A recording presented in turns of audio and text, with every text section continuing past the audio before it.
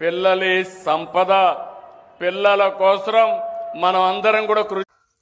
అయ్యా చంద్రబాబు నాయుడు గారు, కృషి చేయడం ఏంది, పోరాడతా. నాకు సెలవులు ఇప్పించండి అయ్యా, నాకు సెలవులు ఇప్పించి నెలలా జీతం వేయండి. ఇంట్లో పోయి అదే పోరాటంలో ఉండి కృషి చేసి 10 మందిని కంట. 10 మందిని కంట. 10 మంది ఏంది, కౌరవుల రాజ్యం ఏర్పాటు చేస్తానండి. కౌరవుల రాజ్యం 100 మందిని కంట. నెల నాకు జీతం వేయండి ప్లీజ్. మళ్ళీ అదే పని మీద కృషి చేయాలి కదా.